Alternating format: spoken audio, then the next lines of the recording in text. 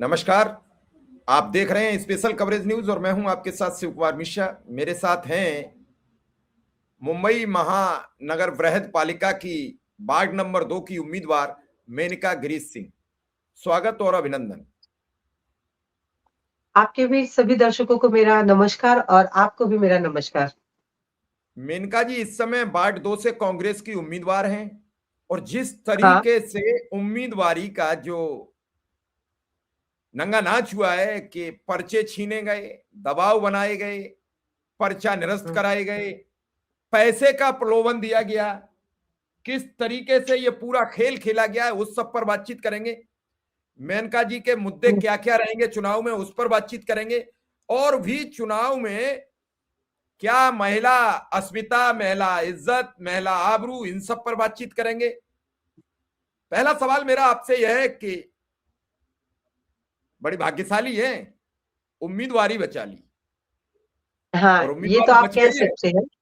उम्मीदवारी बच बच गई गई है हुई तो है अब लड़ाई लड़ लेकिन लेंगे। बड़ा दबाव दिया गया था मुझे बीजेपी की ओर से।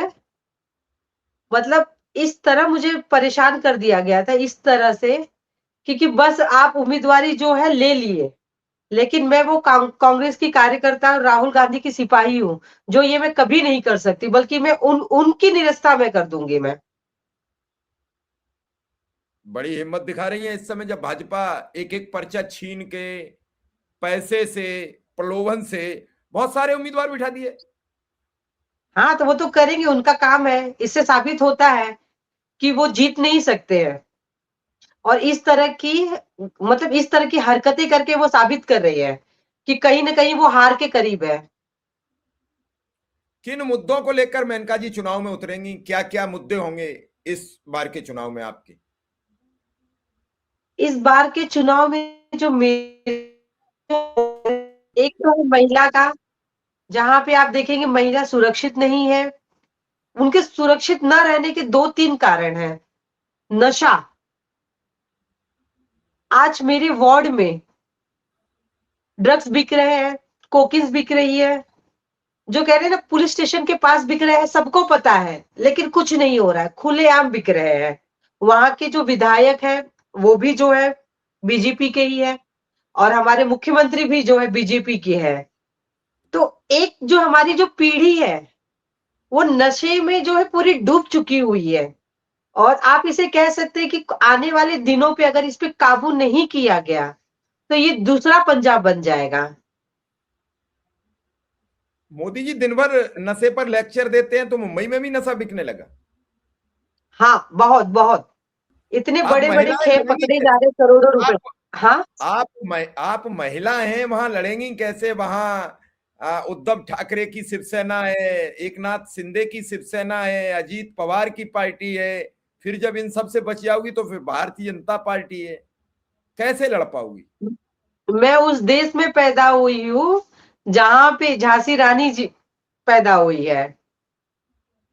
स तो मैं वो झांसी रानी के देख के मैं उनसे प्रेरित होके प्रेरित हूँ मैं। तो अब पर्चा आपका सुरक्षित हो गई, उम्मीदवारी तय हो गई कि नहीं? पहले तो मुझे उम्मीदवारी पर खतरा है। आज चुनाव आयोग ने वहां कुछ जांच आयोग भी बिठा दिया, तो उम्मीदवारी तो तय हो गई। हाँ, उम्मीदवारी तय हो गई हुई है। तो आपके वार्ड से कुल उम्मीदवार कितने हैं? अब तो लिस्ट आ गई 4, होगी लगभग। 4 आप कांग्रेस से हैं और 3 अन्य दलों से। हाँ, एक कुल वोट निर्दलीय कितने? है। कुल वोट कितने हैं आपके वार्ड में? तकरीबन 56,000 के लगभग। चलिए, फिर तो एक विधायक, छोटे विधायकी, खास करके माने तो उत्तराखंड और पूर्वोत्तर के सभी राज्यों से बड़ी विधायकी जैसा चुनाव है। चलिए, मेनका जी, हुँ, हुँ, आप जब जाती हुँ। हैं तो जनता की डिमांड क्या है? जनता भी तो अपने नेता से, अपने उम्मीदवार से कुछ चाहती है कि हमारी ये मांगे। तो मुख्य मुद्दे क्या हैं? जनता के मुद्दे क्या हैं? जनता क्या चाहती है आपके वार्ड की? जनता जो मेरे वार्ड में जो चाहती है, सबसे पहले चाहती है सफाई चाहती है। दूसरा जो वहाँ के जो गार्डन्स हैं, जो सीनियर सिटीज़न्स हैं, उनको बैठने के लिए एक अच्छी सुविधा मिले, एक स्वस्थ वातावरण मिले उन्हें वहाँ पे। वहाँ के गार्डन में अक्सर देखा जा रहा है कि शाम जब हो जाती है, तो कुछ लोग जो नशा करने वाले जो लोग रहते हैं, वो वहाँ बैठते हैं। तो उनसे मतलब वो गार्डन को जो उन लोगों से मुक्त कराया जाए। और महिला सुरक्षा की महिला सुरक्षा पे मैं बात करूँगी। महिला सुरक्षा की ये बात मैं कहूँगी कि अगर अगर आप देख रहे होंगे कुछ दिनों से मुंबई में, तो आपको वहाँ पे सुनने में आएगा कि कुछ मतलब लड़कियों को जो है उनका किडनैप हो जा रहा है, फिर वो मिल जा रही है। तो ये क्यों हो रहा है? तो महिला सुरक्षा सबसे पहला मुद्दा है, छोटी-छोटी बच्चियाँ जो है।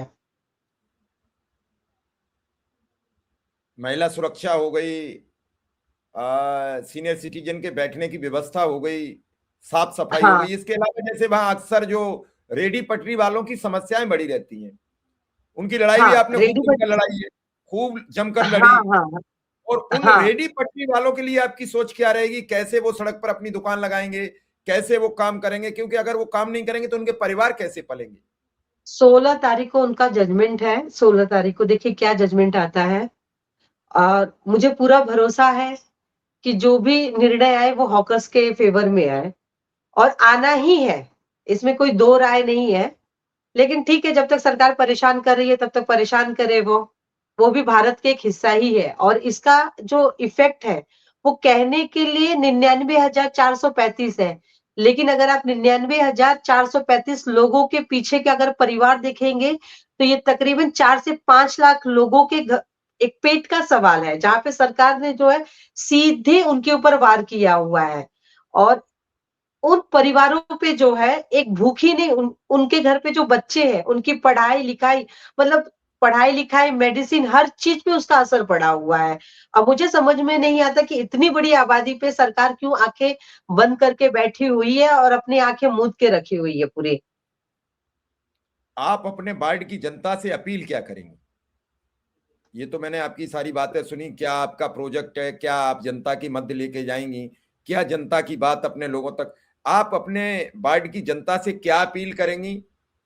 फिर मेरा एक मैं अंतिम यही सवाल। अपील मैं यही अपील करूँगी कि बीजेपी को भगाओ। बीएमसी से। एक तो पहले से बीएमसी का खजाना उन्होंने खत्म कर दिया हुआ है। बीजेपी जहाँ-जहाँ लालच दे के जाती है, आप इसका उदाहरण बिहार में भी दे सकते हैं, 10,000 के लालच दिए, अब वो माँग रही हैं। दिल्ली में भी एमसीडी में जो इलेक्शंस हुए थे, वहाँ पे जिन झुग्गी-झोपड़ियों से वो जीते हुए थे, आज उन्हीं पे बुलडोज़र चलाया गया हुआ था। तो मुंबई में भी बहुत सारी झुग्गी-झोपड़ियाँ आप इसका उदाहरण दे सकते हैं धारावी पे। धारावी पे उन्हें कब्जा करना है, अडानी को देना है। तो उसे कैसे रोक लोगी? और मोदी के दोस्त तो बताए जाते हैं। वो बताए नहीं जाते, नहीं है ही दोस्त वो, रंगा बिल्ला है। चलिए, आपके लिए चुनौती तो है ही, और हाँ, जनता से आपने अपील की, लेकिन इस सब के हुँ, बीच आप भारतीय जनता पार्टी जैसी पार्टी के सामने जो एक विकराल हाँ। इस समय वो बताया जाता है, क्या बताएं, विशालकाय असगर से कैसे लड़ेंगी? वो विशाल कहाँ है? लोगों ने विशाल बनाया हुआ है। मेरा मानना ये है। तो लड़ेंगी कैसे? कैसे लड़ूँगी क्या? मेरे पीछे मेरी जनता है। आज अभी आपने जो 99 पर्चा, सीट अगर हमने लेके आए हुए हैं, तो कैसे लेके आए हुए हैं? तो आप पर्चा फाइल करके आई, उसके बाद जब जनता के बीच जा रही हैं तो जनता क्या आपसे बात कर रही है? जनता किस तरीके से आपसे मिल रही है? क्या आपके समर्थन में कर रही है? परिवर्तन चाह रही है। आप जिस वार्ड से लड़ रही हैं वहां इस समय किस पार्टी का पार्षद है?